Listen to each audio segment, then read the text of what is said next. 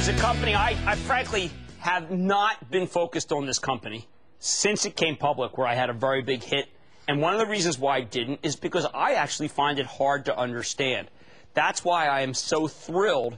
This is a great software company. It's taken on some big dogs. That's why I'm thrilled to have Jim Whitehurst, President and CEO of, indeed, Red Hat, on the show tonight.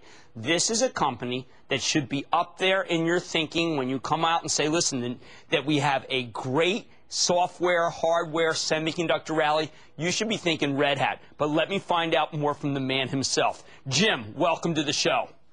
Thank you, Jim. I'm thrilled to be here. All right, now a lot of people say, wait a second.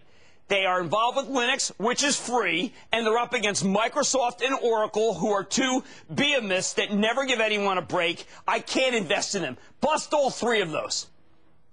Well, we have a special model that none of our proprietary competitors have. A community of software developers develops the software that we basically get for very little cost. We can charge very little and still have the highest cash margins in the industry. And what makes the model defensible is we have the largest base of certified hardware and software that runs on our operating system. So Oracle has a competing Linux, others have competing Linuxes, but they don't have the base of hardware and software. And in the end, without those, what's the value of the operating system? All right, so I'm a company, let's say I'm an apparel company making really cool clothes, okay? And I'm trying to figure out where all my stuff is, and I got different lines, and trying to figure out how to manage my all my sales and my receivables. I bring you in. What do? I get rid of Microsoft? I kick out Oracle?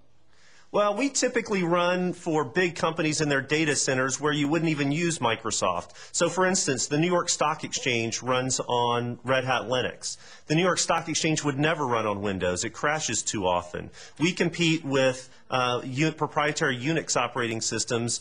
We compete with mainframe applications. We still compete in some areas with Microsoft, but we really run higher performance, more mission-critical types of applications than would Microsoft Windows. I want to give you another chance again, because I know Oracle's really the big dog enemy, but I think you raise a great issue, which is that Microsoft's operating system does crash a lot. New York Stock Exchange can't afford a crash. Is that why they went to you?